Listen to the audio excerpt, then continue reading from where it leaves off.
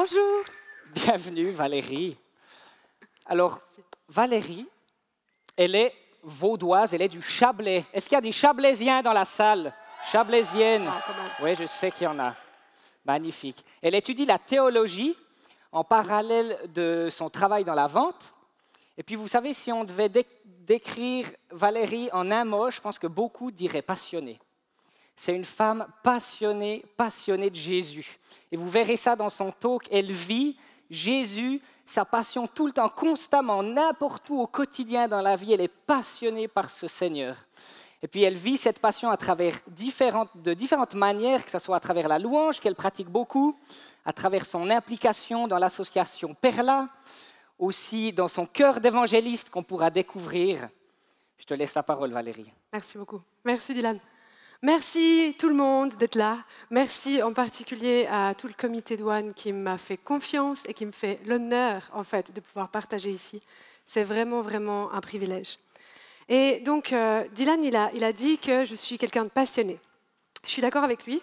Et en fait, je veux d'abord poser le cadre avec vous et dire, si on m'a invité à parler aujourd'hui, c'est absolument pas parce que j'ai tout compris, parce que je fais tout bien ou parce que je suis parfaite. Non. Si on m'a invité à parler aujourd'hui, on m'a dit ça. On m'a dit c'est parce que tu es quelqu'un de dynamique et puis que tu es quelqu'un de passionné. Donc c'est totalement naturellement que mon talk a pris comme titre « Passionné pour Jésus ». Alors, pour parler de passion, je suis allée chercher sur Internet, dans le dictionnaire, dans le Robert précisément, la définition de la passion. J'ai donc 3 définitions. La première, c'est un état affectif et intellectuel assez puissant pour dominer la vie mentale. Le deuxième, c'est un amour intense. Et le troisième, c'est une vive inclination vers un objet auquel on s'attache de toutes ses forces. Donc, la passion, c'est quelque chose qui est puissant, qui est intense et qui est fort. Est-ce que vous avez déjà rencontré des gens passionnés? Ok. Je vais vous parler de quelqu'un que j'ai rencontré qui est passionné. En fait, il est passionné de trail. En vrai, j'avais absolument aucune idée de ce qu'était le trail avant de le rencontrer. Il s'agit de courses en montagne. Il ne m'a pas fallu 10 minutes pour comprendre qu'est-ce que c'était sa passion. Pourquoi? Parce qu'il m'en a parlé tout de suite. Parce que ça l'habite, parce que ça déborde de lui, parce qu'en fait, il gère ses congés en fonction de sa passion. Il va fixer ses vacances pour pouvoir être disponible, pour pouvoir exercer sa passion. Il a adapté son régime alimentaire pour être plus performant dans sa passion. Donc, une passion, c'est quelque chose qui déborde. Quelqu'un de passionné, je ne sais pas si vous avez déjà remarqué, il n'attend pas votre avis pour vous partager sa passion. Quelqu'un de passionné, il n'a pas peur de vous déranger, il n'a pas peur d'être mal vu à cause de sa passion. Donc, être passionné pour Jésus, en fait, pour moi, ça veut dire quoi? Ça veut dire faire passer Jésus, faire passer ce que lui dit de moi, ce que lui pense de moi, ce que lui me demande de faire en priorité absolue. Être passionné pour Jésus, c'est mettre la priorité sur Jésus. C'est faire tourner ma vie autour de Jésus et plus autour de moi-même. Pourquoi? Parce que mon pote qui est passionné de trail, sa vie, elle ne tourne plus autour de lui-même, elle tourne autour du trail. Alors si je suis passionné pour Jésus, ma vie tourne autour de Jésus. Et cette passion, en fait, je suis convaincue qu'elle va toujours pousser à l'action. Et en toutes circonstances, elle va prendre une forme qui est différente. C'est-à-dire selon les personnes, selon les moments, selon les endroits, ça va s'exprimer de manière différente. Par contre, il y a 2 choses qui vont toujours se passer quand on est poussé à l'action grâce à notre passion pour Jésus. C'est de 1, ça me demande toujours de sortir de ma zone de confort. Ça me demande toujours d'aller au-delà de ce que j'ai l'habitude de faire, de ce que je connais. Et la deuxième chose, c'est que ça vaut toujours la peine. Et concrètement, la passion qui pousse à l'action, ça peut ressembler à quoi? Concrètement, ça peut ressembler à ce soir où j'étais en train de rentrer du travail et qu'en fait, j'avais raté mon train d'office, c'était sûr. Et il y avait ce jeune homme qui mendiait sur le chemin pour la gare. Et en fait, je le croisais souvent. Et ce soir-là, j'étais donc en retard pour mon train. Enfin, voilà, de toute façon, j'avais raté le train. Donc j'ai dit à Dieu, s'il est là, je vais m'arrêter de lui parler. Eh bien, il n'était pas là. Et du coup, le lendemain, ou quelques jours après, là, j'étais pressée, j'avais le temps de prendre mon train. Et qui était là? Ce jeune homme. Et là, j'entends Dieu qui me dit à l'intérieur de moi, Val, c'est pas à propos de quand ça t'arrange, c'est maintenant. Et moi, je lui ai répondu, mais j'ai mon train à prendre. Et Dieu m'a dit, Val, c'est pas à propos de quand ça t'arrange, c'est maintenant. Alors je me suis arrêtée, je suis allée acheter à manger à ce jeune homme. Je lui ai dit que j'allais lui acheter à manger. Je lui ai demandé même ce qu'il voulait. Je suis revenue vers lui, il n'était plus là. Est-ce que vous pouvez imaginer combien j'étais frustrée à ce moment-là? Est-ce que vous pouvez imaginer qu'à ce moment-là, j'étais là? Donc j'ai raté mon train, j'ai dépensé de l'argent pour rien. Alors j'ai dit à Dieu, ok, c'est toi qui m'as demandé de m'arrêter, c'est toi qui m'as fait rater mon train. Je vais trouver quelqu'un qui a faim. Alors j'étais dans les rues de Lausanne en train de me promener avec mon petit sac pour trouver quelqu'un qui avait faim. Et en fait, j'ai trouvé quelqu'un. J'ai trouvé un vieux monsieur qui était assis par terre en train de lire. Et puis, je lui ai offert le repas. Et puis, j'allais lui partager un petit mot à propos de Jésus quand d'un coup, je me dis, il est en train de lire quoi? Vous lisez quoi, monsieur? Il est en train de lire la Bible. Et alors que moi, je voulais le bénir, finalement, c'est lui qui m'a béni. La passion pour Jésus qui me pousse à l'action, concrètement, ça ressemble à, il y a quelques temps où j'étais au supermarché, en train de sortir du supermarché, et il y avait les fleurs qui étaient là. Et là, Dieu me dit, j'aimerais que tu achètes un bouquet de fleurs pour la caissière. Mais moi, j'avais envie de rentrer chez moi.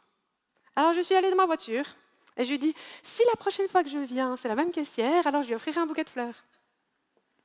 Et là, Dieu me dit, ok, donc tu dis que tu es passionné par moi et que tu veux me faire passer en premier, mais quand je te demande de faire quelque chose, tu ne le fais pas.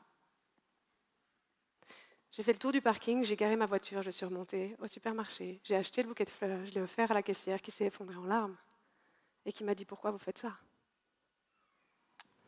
C'était facile. Et là, j'ai pu lui partager ma passion et je lui ai dit « Parce que vous êtes précieuse, parce que Jésus vous aime, parce que Jésus a payé à la croix pour vous. » Et ça, c'était les parties faciles parce que c'est des gens que je n'allais jamais revoir.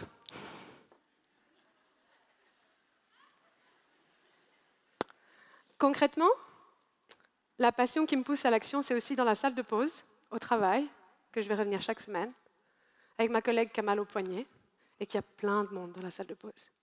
Et là, je me dis, il faut que je prie pour elle.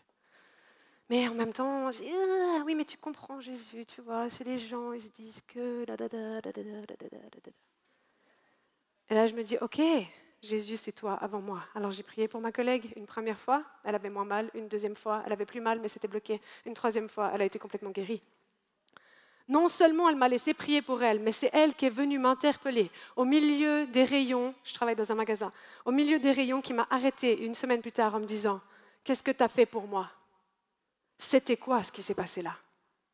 Et j'ai pu lui prêcher l'évangile, là, au milieu du travail, au milieu d'un rayon, d'un magasin.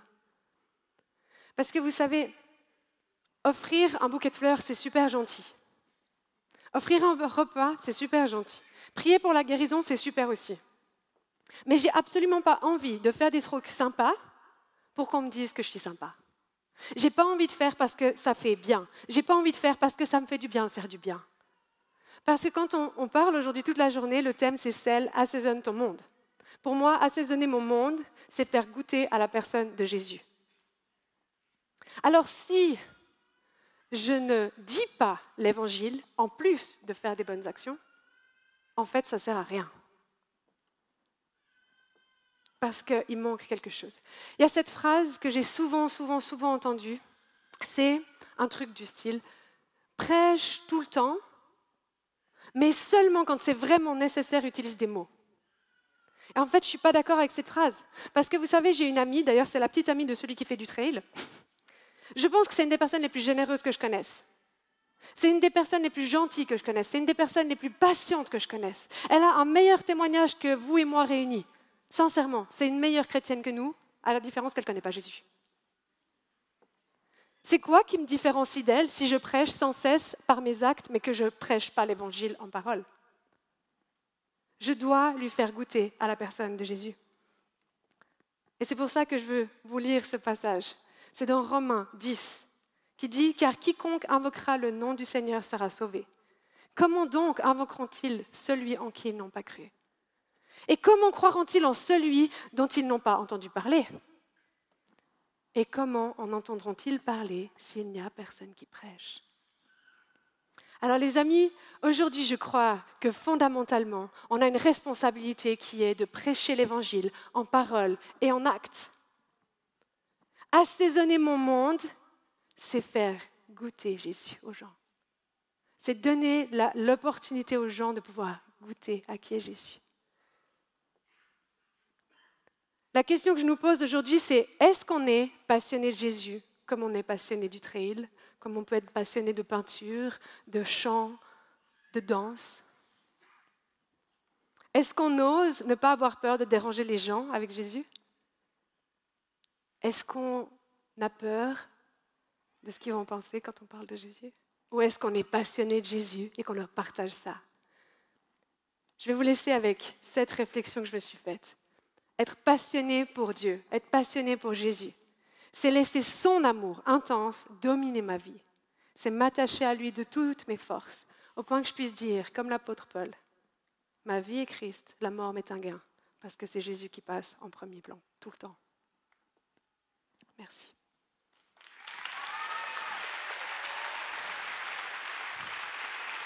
Merci Valérie. Plaisir. Merci pour cette authenticité, parce que tu es hyper transparente sur les défis qui t'habitent et qui nous rejoignent nous aussi, parce qu'on est dans la même situation. Ouais, je crois. Et c'est beau de voir que tu es hyper passionné, mais tu as les mêmes défis que nous. Et c'est vraiment rassurant. Toi, on se demandait, peu de gens qui ont la foi te ressemblent dans ton taux de passion, en quelque sorte. On a l'impression, en tout cas, mais alors comment être à la hauteur? Waouh! Ça, c'est une super question. Être à la hauteur, je pense qu'il faut définir qu'est-ce que c'est la hauteur. Je vais rebondir sur ce que Anaël a dit tout à l'heure. Dieu ne nous demande jamais de faire quelque chose pour lequel il ne nous a pas équipés. Et en fait, ça va à la mesure de là où on avance avec Dieu. Et ça demande de passer du temps avec Dieu. Je crois que quand on n'a pas assez de passion, on peut la demander à Jésus. Je ne peux pas faire goûter à quelqu'un quelque chose que je n'ai pas. Je ne peux pas. Je ne peux pas cuisiner un bon petit plat si je n'ai pas les ingrédients pour le cuisiner. Du coup, je crois que c'est vraiment demander à Dieu, s'appuyer sur Jésus et se discipliner aussi à passer du temps avec Dieu, à apprendre à le connaître, parce que si je le connais, je peux le partager, mais si je ne le connais pas, je ne peux pas le partager. Et comment est-ce que je le connais? En prenant du temps dans sa présence, en lisant la Bible, en passant du temps avec d'autres chrétiens comme ici. C'est ça prend du temps aussi. C'est pas quelque chose qui vient en un claquement de doigts. Oh non. Ouais. C'est une hygiène de vie, c'est une façon de vivre la foi, Ouais. sa vie personnelle. Ouais. Et puis peu de gens qui ont la foi, peut-on être totalement passionné par Jésus si on a une autre passion? Oui. Oui, moi je suis convaincue que oui, parce que je pense que les autres passions, elles peuvent toujours être au service de Jésus. Ça peut toujours être au service de Jésus et c'est toujours à propos de trouver un équilibre. Dans la vie de tous les jours, c'est toujours à propos de trouver un équilibre. Et du coup, je pense que si ma passion, j'en sais rien, imaginons que ma passion c'est le cheval, ben, qu'est-ce que je fais avec cette passion? Et puis je rebondis sur ce que disait Michael tout à l'heure. Est-ce que je profite de cette passion pour m'émerveiller sur qui est Dieu? Et donc, ça vient au service de ma passion pour Jésus. Ça fait sens? Amen. Bien sûr, absolument. En tout cas pour moi, c'est pas pour vous. Mais... Dernière question, comment as-tu entendu tous ces appels de Dieu? C'est compliqué des fois d'entendre la voix d'un Dieu qui n'est pas là. Oui. Alors, ça peut passer par plein de choses différentes. Je dirais que souvent, pour ma part, on recommence. Je n'ai jamais encore entendu la voix audible de Dieu. Bientôt, j'espère. Sinon, c'est souvent une pensée dans mon cœur, une émotion, une sensation. Je suis ce qu'on va appeler les feelers, donc je suis du genre, je sens les choses. Et puis, il y a une règle là-dedans, c'est que Dieu ne va jamais me dire quelque chose qui est contraire à la parole de Dieu, donc à la Bible.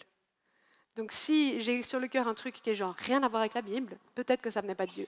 Si ça va dans le sens de la Bible et que ça va dans le fait d'encourager, d'exhorter, d'édifier les gens et que ça va dans l'amour, ben, peut-être que je me trompe et que ce n'était pas Dieu, mais je ne prends pas vraiment de risque parce que je vais bénir les gens.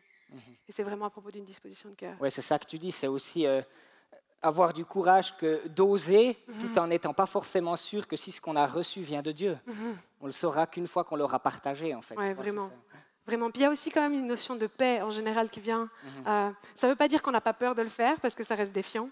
Je prends juste un petit exemple rapidement. Je suis partie en voyage missionnaire, je suis allée dans un pays en guerre cette année. J'avais peur un petit peu quand même. C'était pas hyper safe comme truc. Mais j'avais la paix parce que je savais que c'est Dieu qui me demandait de le faire. Et il y a vraiment, on peut sentir cette différence entre il y a la paix de Dieu et à côté de ça, ça reste un défi.